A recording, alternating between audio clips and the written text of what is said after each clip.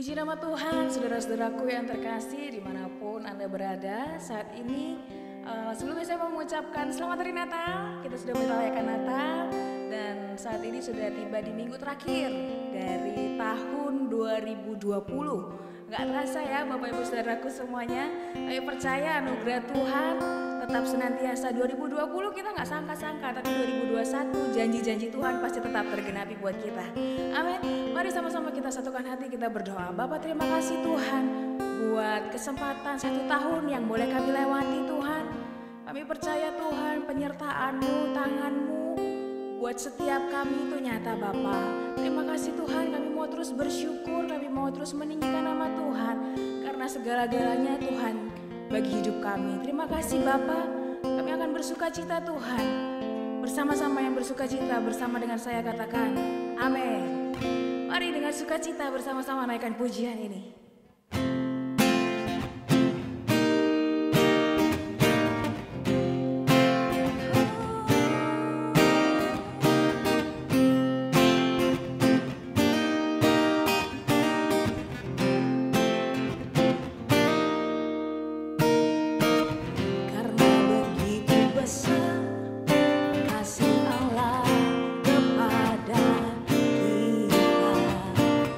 Hingga diberi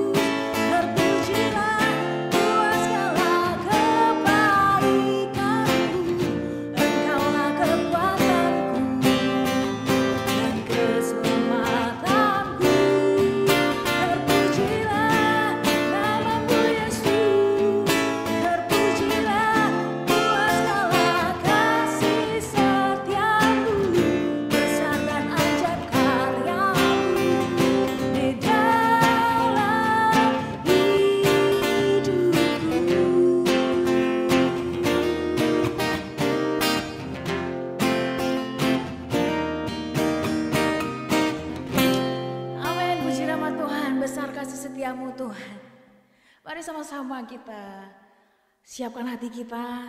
Kita mau masuk menyembah Tuhan lebih dalam lagi. Thank you Jesus.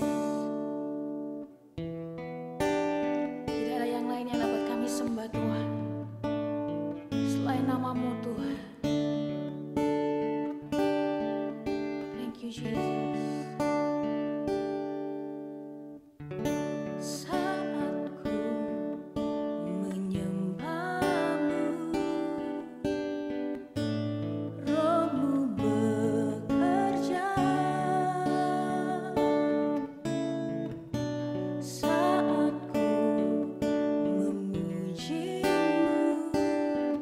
Kau bertata di atas pujian.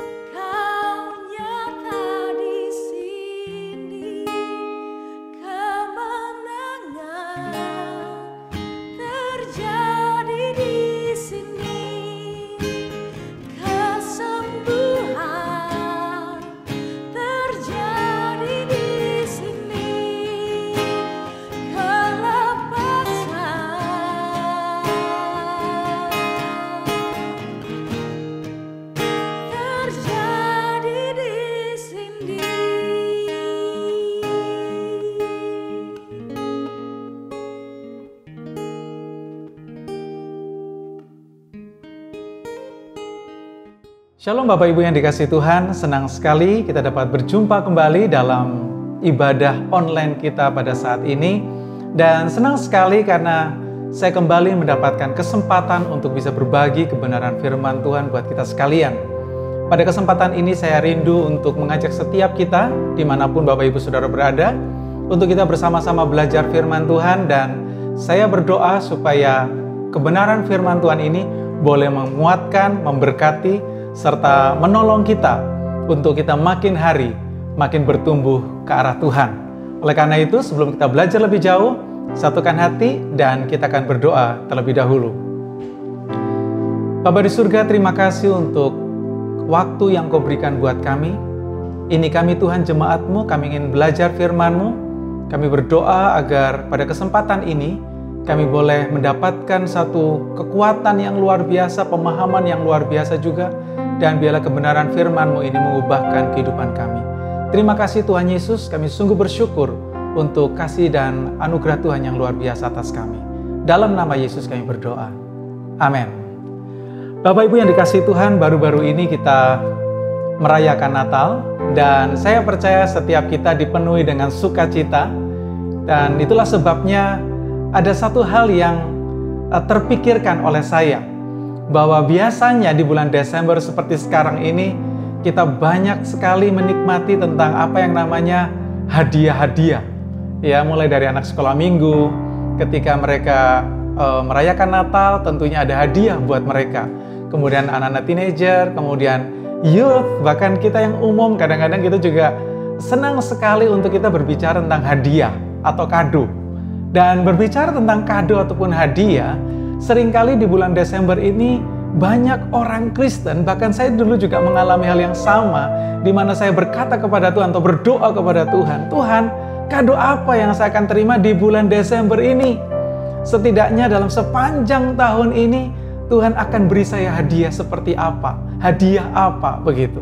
Dan memang saudaraku, bulan Desember itu identik dengan sesuatu yang menyenangkan buat kita. Tetapi saya sedang berpikir tentang sesuatu yang realnya adalah di mana sebenarnya siapa sih yang layak untuk menerima kado, atau siapa sih yang sebetulnya layak untuk menerima hadiah? Saya kah atau Tuhan? Kita atau Tuhan? Kalau kita belajar jauh dalam firman Tuhan, tentunya kita tahu bersama bahwa bulan Desember atau hari Natal memperingati tentang hari kelahiran Tuhan, hari kedatangan Tuhan. Dan kita tahu semua tujuan daripada kedatangan Tuhan tidak lain adalah bahwa Tuhan rindu dengan kasih anugerahnya datang untuk menebus setiap kita. Itulah sebabnya pada kesempatan ini saya ingin berbicara tentang pemberian yang terbaik atau pemberian terbaik. Dan saya rindu kita belajar bersama-sama siapa yang layak untuk menerima pemberian yang terbaik itu. Kitakah atau Tuhan Yesus? Nah, pada kesempatan ini Bapak Ibu yang dikasihi Tuhan, saya ingin mengajak setiap kita untuk melihat ada beberapa respon dari beberapa orang tentang atau yang berkaitan tentang kelahiran Tuhan Yesus. Setidaknya ada 3 respon yang saya ingin share buat Bapak Ibu Saudara sekalian. Sebetulnya ada 4, cuman 3 ini aja karena saya percaya 3 respon ini cukup untuk menunjukkan kepada kita atau mewakili akan karakter orang-orang ada di dunia ini atau kekristenan yang ada saat-saat ini. Dan respon yang pertama adalah ketika mendengar Tuhan Yesus lahir, respon yang pertama adalah respon kegelisahan, respon ketakutan, atau mungkin lebih cocok kegelisahan. Nah, kalau saudara baca nanti di dalam Matius pasal yang kedua, ayat yang pertama sampai dengan ayat yang ke-18, maka nanti saudara akan menemukan di sana ada seorang tokoh, dan tokoh ini bernama Herodes atau Raja Herodes. Ketika Raja Herodes mendengar dari orang Majus bahwa akan ada seorang raja yang lahir, maka secepat itu Herodes berubah, saudaraku. Dia mengalami kepanikan, dia mengalami kegelisahan, dan dia juga bertanya-tanya, benarkah akan ada raja yang lahir di daerahku, di daerah kekuasaanku? Maka secepat itu Raja Herodes memanggil ahli Taurat dan bertanya, benarkah atau pernahkah ada nubuat yang berkata bahwa akan ada raja yang lahir? Dan ternyata setelah diselidiki, orang-orang ahli Taurat ini berkata, benar sekali, akan ada raja yang lahir. Nah, saudara, ketika Raja Herodes mendengar akan hal ini, betapa paniknya dia, gelisahnya dia, bahkan kalau orang bilang itu dia mengalami ketakutan yang luar biasa. Tetapi Raja Herodes dengan sangat cerdik dia berkata kepada orang Majus, kalau gitu bapak-bapak pergi ke sana dulu, tolong dicek, tolong dilihat. Kalau ternyata benar, tolong kembalilah ke sini dan beri kabar buat saya. Ya mungkin saya akan datang juga ke sana untuk memberikan sembah kepada raja yang baru lahir. Jelas, itu merupakan salah satu cara untuk membuat Herodes tahu bahwa di mana letak akan raja yang baru dilahirkan itu. Tetapi Bapak Ibu yang dikasihi Tuhan, orang Majus ini mendapatkan suara dari Tuhan dan akhirnya dia tidak kembali untuk berjumpa dengan Herodes. Dan ujung-ujungnya ketika Herodes merasa bahwa orang Majus ini tidak kembali, maka dia segera mengambil satu keputusan untuk membunuh semua bayi-bayi dari usia 2 tahun ke bawah. Semua. Hanya untuk memastikan supaya tidak ada raja yang baru dilahirkan itu tetap hidup. Dan ini cukup untuk menunjukkan kepada kita bahwa Herodes atau Raja Herodes merupakan simbol daripada sifat kedagingan, iri, dengki, suka marah, bahkan penuh dengan keegoisan. Dan kadang-kadang kita jumpai bahwa menyambut kelahiran Tuhan ada karakter-karakter atau ada respon-respon yang negatif akan hal itu. Bahkan beberapa saat yang lalu, mungkin tepatnya hampir 1 bulan yang lalu, terjadi satu pembunuhan beberapa anak Tuhan di daerah Sulawesi. Saya tidak membahas ini saudaraku dalam kesempatan ini, cuman hanya untuk menunjukkan dan memastikan kepada setiap kita bahwa kadang-kadang kita sebagai orang Kristen, kita seperti mengalami teror dengan adanya orang-orang yang membenci akan kekristenan, orang yang tidak suka akan kekristenan. Dan saya tidak bermaksud untuk kita mengungkit akan hal itu, tapi cukup untuk menunjukkan kepada setiap kita bahwa ada respon-respon yang negatif, respon-respon yang buruk, respon-respon yang tidak benar ketika menyambut akan Tuhan. Bayangkan hari seperti sekarang ini, di mana orang sudah mulai dewasa dalam berpengertian, tetapi kenyataannya masih saja ada orang-orang yang salah berespon. Bagian yang pertama, respon kegelisahan. Bagian yang kedua, saudaraku, untuk dalam menyambut kedatangan Tuhan Yesus, atau untuk menyambut kedatangan Tuhan Yesus, ada respon yang kedua yang sangat menarik, dan saya catat di sini adalah respon bersukacita. Respon sukacita. Nanti saudara bisa baca di dalam Lukas pasal yang kedua, ayat yang ke-8 sampai dengan ayat yang ke-20.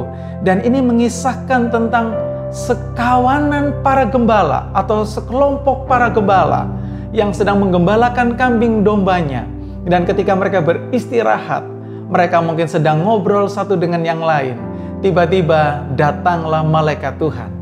Dan ketika malaikat Tuhan datang untuk menyampaikan kabar sukacita ini, kabar luar biasa ini, kabar yang membuat mereka benar-benar terkejut. Dan para gembala ini, sekali lagi saudaraku, mereka melihat satu tampilan yang luar biasa, tampilannya megah dari para malaikat Tuhan ketika malaikat Tuhan itu memberikan kabar sukacita. Tapi pertanyaannya saudaraku, apakah para gembala ini layak untuk mendengarkan berita ini? Dengan kata lain, kenapa masih harus para gembala yang mendengarkan berita itu atau mendengarkan akan informasi penting ini?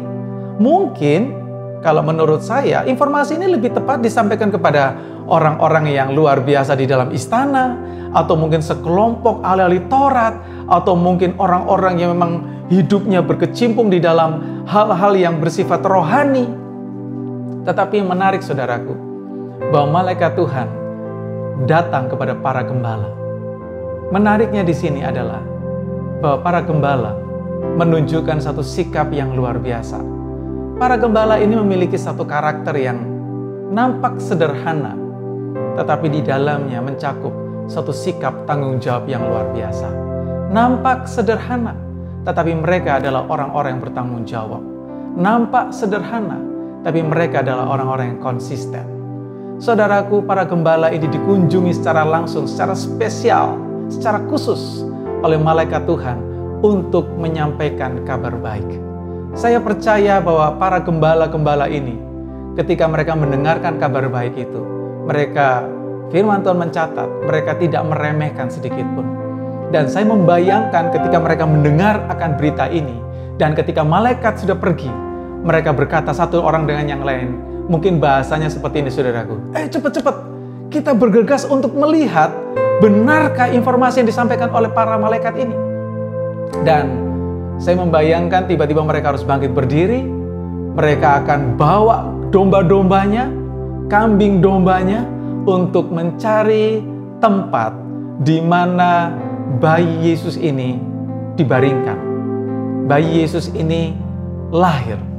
Dan benar saja, firman Tuhan mencatat bahwa para gembala ini dan yang lain-lain, rekan-rekan yang lain, bertemu dengan bayi Yesus dan mereka bersukacita melihat kabar itu, melihat kenyataan itu, melihat tampilan daripada bayi Yesus ini. Dan ini sungguh luar biasa sekali buat kita. Siapapun Bapak Ibu Saudara sekalian, dalam kesederhanaan apapun kita, Tuhan selalu ingin memberikan kepada kita kabar sukacita. Bukan sekedar kabar sukacita tentang lahirnya bayi kecil yang disebut Yesus, tetapi lahirnya Yesus dalam hidup kita. Dan lahirnya Yesus dalam hidup kita itu menunjukkan tentang adanya kerinduan Tuhan untuk memberikan shalom itu dalam diri kita, memberikan kabar sukacita itu dalam kehidupan kita, memberikan kabar damai itu dalam kehidupan kita. Apalagi dalam kondisi seperti sekarang, saudaraku, masa pandemi, di mana biasanya orang-orang bersukacita, hiruk-pikuk di mall untuk menikmati Natal, atau mereka kumpul bersama-sama dengan keluarga besar dan menikmati Natal. Mungkin mereka pergi berjalan-jalan untuk menikmati Natal. Tapi dalam kondisi seperti sekarang, mungkin kita semua tahu bersama, semua boleh dibilang di luar dugaan tidak dapat menikmati Natal. Dan Desember merupakan bulan yang dinanti-nantikan orang Kristen. Tapi kenyataannya di bulan ini, kita sedang melihat satu kenyataan bahwa Tuhan ingin datang secara pribadi kepada kita untuk memberikan kabar sukacita. Lebih daripada sukacita yang kita bayangkan. Dan Tuhan ingin datang untuk memberi kepastian kepada kita bahwa Dia adalah sumber sukacita dalam kehidupan saya dan saudara. Bukan sukacita karena mewahnya ibadah kita, bukan sukacita karena kita bisa menikmati makanan yang berlimpah-limpah, tetapi sukacita karena kita bisa secara pribadi berjumpa dengan Yesus. Bukan berdasarkan cerita, tapi berjumpa secara pribadi, berjumpa dengan Yesus yang luar biasa. Respon yang ketiga, saudaraku, yaitu respon penuh damai sejahtera. Respon yang pertama, respon kegelisahan. Respon yang kedua, respon sukacita. Dan respon yang ketiga ini adalah respon damai sejahtera. Dan nanti kalau saudara baca di dalam Matius pasal yang kedua, ayat yang ke-9 sampai dengan ayat yang ke-12, maka saudara akan temukan di sana ada tokoh lain yang luar biasa, yang saya sangat kagum. Dan tokoh itu tidak lain adalah para orang Majus. Dalam bahasa Latin dikatakan orang magus atau orang-orang bijak, begitu. Orang bijak dari daerah Media, dan orang-orang ini bukan sekedar orang-orang biasa. Mereka ini adalah raja-raja yang memiliki pengetahuan yang luar biasa, pengetahuan secara astrologi, mengerti tentang ilmu perbintangan. Dan saudara bisa bayangkan kalau mereka adalah benar-benar adalah seorang raja, tentunya mereka bukan orang biasa yang maaf bicara, orang-orang pengangguran, saudaraku. Tentunya mereka punya kesibukan, mereka punya tanggung jawab, mereka juga punya bagian-bagian di mana harus mereka lakukan. Tetapi karena mereka melihat ada satu bintang yang mereka percayai sebagai bintang yang menunjukkan akan lahirnya seorang raja, maka para orang Majus ini, mereka mempersiapkan diri mereka untuk menyambut sang raja, bahkan bukan hanya menyambut, tapi benar-benar memberi hormat kepada sang raja. Yang luar biasa adalah, apakah orang Majus ini mengenal raja yang akan dilahirkan? Tentu tidak. Tetapi dari bintang itu cukup untuk menunjukkan bahwa yang lahir ini bukan raja sembarangan. Dan yang luar biasa sekali, saudaraku, bahwa orang Majus ini bukan sekedar dia tahu tentang bintang, bukan sekedar dia mempersiapkan dirinya sendiri, tapi dia juga mempersiapkan semuanya. Dia mempersiapkan untanya, dia mempersiapkan orang-orang yang akan mendampingi mereka, para bujang, dan mereka juga mempersiapkan bahan makanan yang akan mereka bawa. Mereka mempersiapkan tubuh mereka yang prima, yang fit, karena mereka tentunya akan melewati panas atau melewati daerah yang dingin di malam hari. Dan tentunya mereka butuh kondisi yang prima. Dan lebih daripada itu, orang Majus ini juga mempersiapkan satu persembahan yang terbaik yang nantinya akan diberikan kepada sang raja yang baru dilahirkan. Ini cukup untuk menunjukkan kepada kita semua bahwa orang Majus ini benar-benar sedang mempersiapkan sesuatu yang terbaik, saudaraku. Mempersiapkan sesuatu yang terbaik untuk diberikan kepada sang raja yang luar biasa. Dan tentunya saudara tahu bukan, hadiah apa yang dipersiapkan oleh orang Majus ini? Dan semua orang pasti hafal, bahkan anak-anak sekolah minggu juga pasti hafal. Tidak lain adalah emas, kemenyan, dan mur.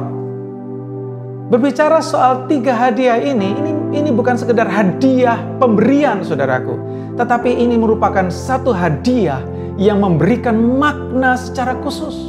Emas berbicara tentang barang yang begitu mahal, barang spesial, dan biasanya emas itu hanya diberikan kepada raja ketika ada seseorang yang berkunjung ke sebuah kerajaan.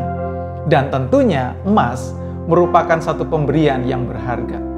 Emas logam mulia, dan tentunya sesuai dengan namanya, maka emas memiliki nilai yang sangat mahal. Dan orang Majus ini mempersembahkan emas, dan tentunya yang terbaik buat bayi kecil Yesus. Dan tentunya ini bukan sekedar pemberian biasa, tetapi untuk menunjukkan suatu makna bahwa Yesus memang adalah seorang raja. Dia layak untuk mendapatkan sesuatu yang mulia, dan Yesus layak untuk menerima yang disebut penghormatan, sembah. Dan orang Majus ini memberikan yang terbaik. Dan yang kedua adalah kemenyan. Berbicara soal kemenyan, untuk sekedar saudara ketahui bahwa kemenyan biasanya dipakai oleh para imam ketika mereka masuk ke dalam rumah ibadah. Imam harus membawa kemenyan itu, dan harum-haruman itu yang keluar ketika para imam ini datang, itu akan mewangi, akan memberikan aroma yang begitu wangi di area di mana imam itu berada. Dan itu merupakan satu bagian terpenting dalam sebuah peribadatan. Dan ini juga untuk menunjukkan kepada setiap kita bahwa kehadiran Tuhan Yesus juga adalah imam bagi kita. Dia menjadi pengantara, saudaraku, antara saudara dan saya dengan Allah yang Maha Kudus. Dan Yesus ada di tengah-tengah. Untuk itulah Yesus datang. Dan ketika para orang Majus ini memberikan kemenyan ini cukup untuk menunjukkan kepada kita bahwa memang Yesus layak untuk menerima hadiah itu, karena dia adalah imam. Itulah sebabnya bersyukur kita punya Allah yang luar biasa. Kita bersyukur karena Tuhan Yesus menjadi imam yang kudus, imam yang luar biasa, yang dengan demikian kehidupan saya dan saudara benar-benar diampuni, benar-benar dilayakkan, benar-benar disucikan dan dikuduskan, dan semua ini karena imam besar agung kita, yaitu Tuhan Yesus Kristus. Dan yang terakhir adalah mur. Mur adalah satu rerempahan yang biasanya diberikan kepada jenazah, saudaraku. Agak aneh memang kalau bayi Yesus mendapatkan hadiah itu. Tetapi bukan berbicara tentang mengapa dia itu diberikan, tetapi mari kita lihat makna dari apa yang diberikan ini. Mur ini juga berbicara tentang satu, kalau saudara tahu bersama bahwa Tuhan Yesus datang sebenarnya dengan satu tujuan, saudaraku. Dia datang untuk mati bagi kita. Tuhan Yesus datang bukan untuk menikmati dunia ini. Tuhan Yesus datang bukan untuk menikmati segala sesuatu yang mungkin dia layak untuk menerimanya. Tapi Tuhan Yesus datang untuk mati bagi kita. Itulah sebabnya dalam Matius pasal yang pertama ayat yang ke-21. Di situ dikatakan bahwa Tuhan Yesus datang untuk menebus umatnya. Dan kematian merupakan satu cara atau satu-satunya cara untuk bisa membuat kita benar-benar mengalami tebusan yang sempurna. Dan mur merupakan tanda di mana kematian Yesus adalah bagian terpenting dalam kehidupan kekristenan. Itulah sebabnya saudaraku, kalau kita belajar tentang hal ini, pemberian yang terbaik, maka sesungguhnya yang layak untuk menerima hadiah yang terbaik, pemberian yang terbaik, bukan kita saudaraku, tetapi Tuhan Yesus. Dan orang Majus ini, sekelompok raja yang luar biasa, sudah memberikan yang terbaik kepada Tuhan Yesus. Bagaimana dengan saya dan saudara? Apakah kita sudah memberikan yang terbaik kepada Tuhan Yesus? Saudaraku yang dikasihi Tuhan, hari ini, dimanapun saudara berada, kita punya kesempatan untuk memberi yang terbaik buat Tuhan. Dan untuk sekedar saudara ketahui, bahwa yang Tuhan rindukan daripada kita, tidak lain hanya satu saudaraku. Kalaupun Tuhan berkata, atau kita bertanya pada Tuhan, Tuhan, kira-kira hadiah apa yang Tuhan inginkan dari saya? Saya yakin Tuhan Yesus nggak menjawab, mungkin karuniamu. Saya yakin Tuhan nggak menjawab itu. Mungkin kemampuanmu untuk melakukan ini, mungkin tidak. Apalagi berkata duitmu, uangmu, juga tentunya tidak. Tapi saya yakin dan percaya, berdasarkan apa yang saya temukan di dalam Alkitab, bahwa hadiah atau pemberian terbaik yang Tuhan harapkan keluar dari diri kita, tidak lain adalah iman, saudara. Iman. Kenapa saya katakan iman? Karena ada banyak dicatat di dalam Alkitab, banyak kisah dicatat dalam Alkitab, bahwa Tuhan Yesus memuji orang-orang yang memiliki iman yang luar biasa. Salah satu contoh saudaraku, imam seorang perwira, ketika dia memiliki hamba yang sakit dan dia berjumpa dengan Tuhan Yesus, dan ketika dia berjumpa dengan Tuhan Yesus dan Tuhan Yesus seolah-olah ingin datang ke rumahnya untuk menjamah akan anak buahnya yang sakit, tapi seorang perwira ini berkata, engkau tidak perlu datang, guru, cukup katakan sepatah kata saja, maka itu akan terjadi. Sebab sama seperti saya punya anak buah, saya cukup mengatakan dan anak buah saya akan bekerja. Demikianlah juga dengan Tuhan Yesus. Imam itu berkata, perwira ini berkata, ucapkan saja sepatah kata dan itu akan terjadi. Saudaraku, Tuhan Yesus memuji daripada iman perwira ini. Dan yang kedua juga ada seorang ibu yang mendapati bahwa anaknya sakit. Dan ibu ini dari Yunani, saudaraku. Dan ketika ibu ini datang kepada Yesus, Tuhan Yesus berkata, tidak layak memberi roti kepada anjing. Tetapi ibu ini berkata dengan sangat-sangat penuh kerendahan hati. Dia berkata, memang tidak layak, tapi izinkan anjing itu memakan remah-remah yang jatuh dari meja tuannya. Dan Tuhan Yesus memuji sekali lagi iman daripada ibu ini. Iman yang luar biasa, saudaraku. Orang Yunani, saudaraku. Dan belum lagi ada seorang yang 12 tahun pendarahan. Dan ketika dia ingin datang kepada Yesus, dia memiliki satu iman yang luar biasa, di mana dia berkata, asalku jamah saja, maka aku akan sembuh. Ini menunjukkan, saudaraku, bahwa iman adalah sesuatu yang sangat penting. Itulah sebabnya kalau saya mau katakan buat saudara dan saya, bahwa kerinduan Tuhan, seperti yang dikatakan dalam Lukas pasal yang ke-18 ayat yang ke-8, yang diucapkan Tuhan adalah seperti ini, bahwa jika anak manusia itu datang, adakah ia menemukan iman di bumi ini? Jika anak manusia itu datang, adakah ia menemukan iman di bumi ini? Ini cukup untuk menunjukkan kepada kita bahwa bagi Tuhan, bagi Allah, bagi Tuhan Yesus Kristus, iman sangatlah penting, sangat penting. Dan saya punya kerinduan saudaraku untuk kita sekalian. Mari kita persembahkan iman kita kepada Tuhan. Dalam arti kita fokuskan iman kita kepada Tuhan. Sebagai satu persembahan yang menyenangkan hati Tuhan. Buat Tuhan senang yuk. Ayo kita buat Tuhan tersenyum kepada kita. Bukan karena kita hebat ada di mimbar. Bukan karena kita fasih di dalam pelayanan. Bukan kita luar biasa dalam menjalankan tugas-tugas kita. Tetapi buat Tuhan tersenyum. Karena Dia melihat ada iman dalam diri kita. Dan tentunya bukan sekedar iman untuk mendapatkan sesuatu, saudaraku. Tetapi iman di mana kita percaya kepada Tuhan. Iman di mana kita mengandalkan Tuhan Yesus sebagai satu-satunya penolong kita.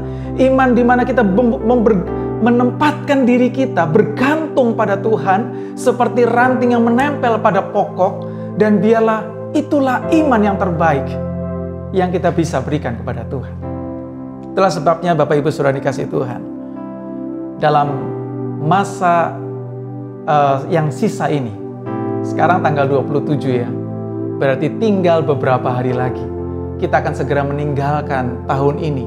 Kita akan menutup lembaran tahun ini, yang mungkin kalau saya nggak salah hitung ya, tahun ini efektif itu kita hanya jalankan 3 bulan, saudaraku.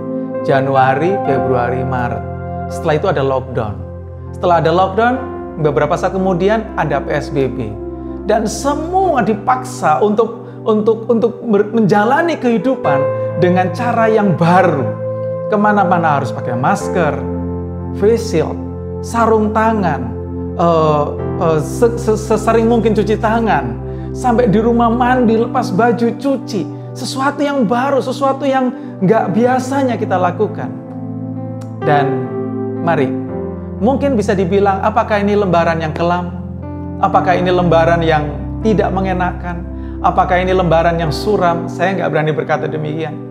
Tetapi saya hanya mau berkata, biarlah dalam sisa hari ke depan, pergunakanlah waktu ini untuk bisa memuliakan Tuhan. Pakai iman itu sebagai pemberian yang terbaik yang kita haturkan kepada Tuhan.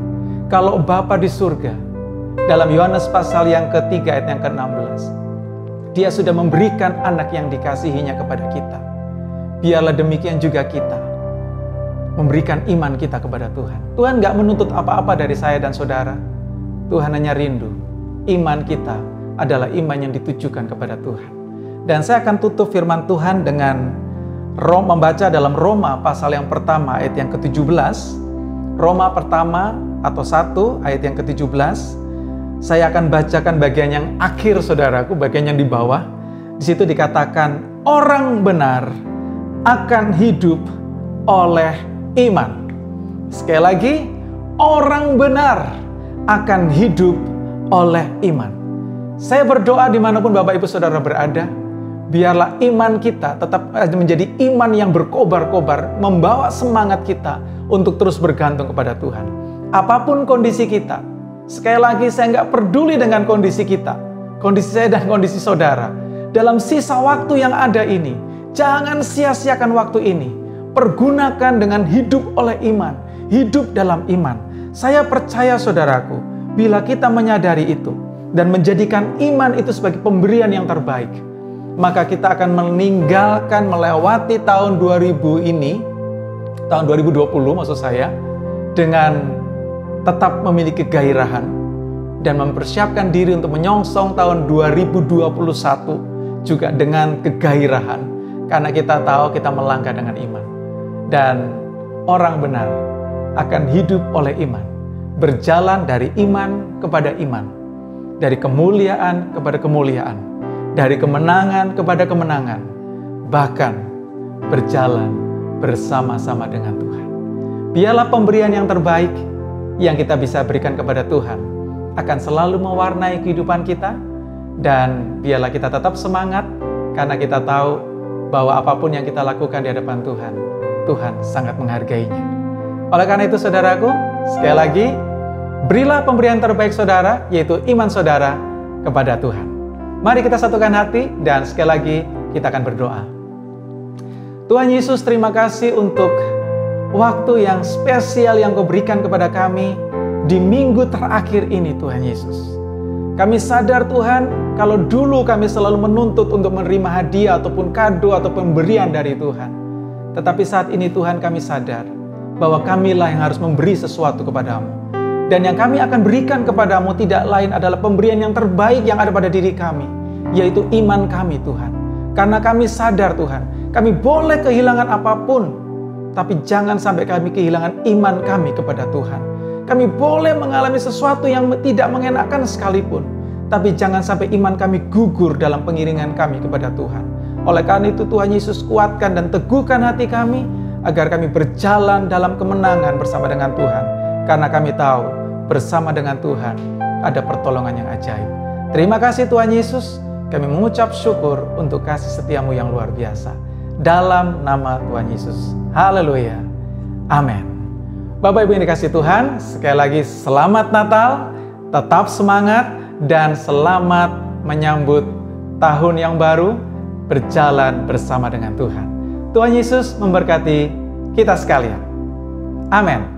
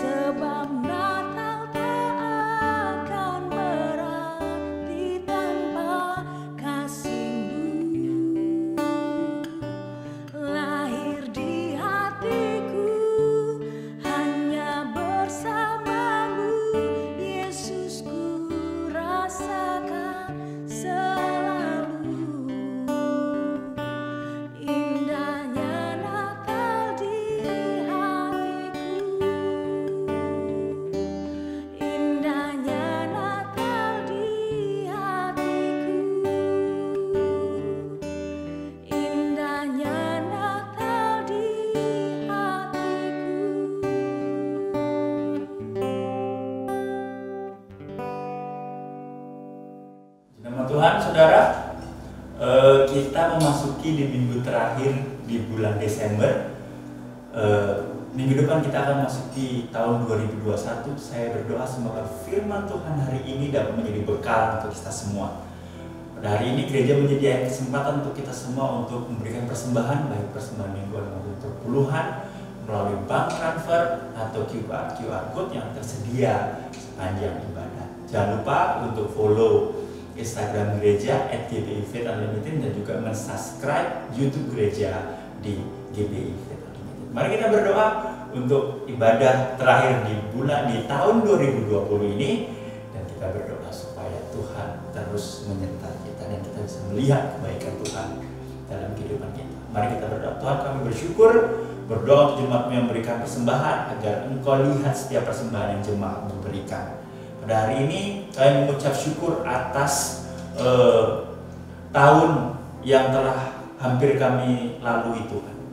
Di 2020, tahun yang berat, tapi kami percaya penyertaan Tuhan nyata atas kami semua. Kami berdoa, Tuhan, agar untuk jemaat-Mu terus Engkau jagai, terus Engkau sertai. Berkati juga untuk pelayan, untuk gereja-Mu, Tuhan, di tahun 2021 ke depan. Terima kasih Yesus. Pada hari ini kami percaya Engkau adalah Tuhan yang baik, Engkau adalah Tuhan yang terus menghibur dan menyertai kami. Pada hari ini Tuhan, Engkau akan memberkati jemaat-Mu, para jemaat angkat tangan-Mu, dan terimalah berkat dari Tuhan. Diberkatilah dimanapun Engkau berada, diberkatilah kesehatan-Mu, keluarga-Mu, bisnis-Mu, dan pekerjaan-Mu, diberkatilah studi dan kuliah-Mu, diberkatilah setiap rencana bersama Tuhan, dan Engkau akan setia pada Tuhan sampai pada kesudahannya. Amin, amin, amin. Tuhan Yesus memberkati. Happy New Year. God bless you.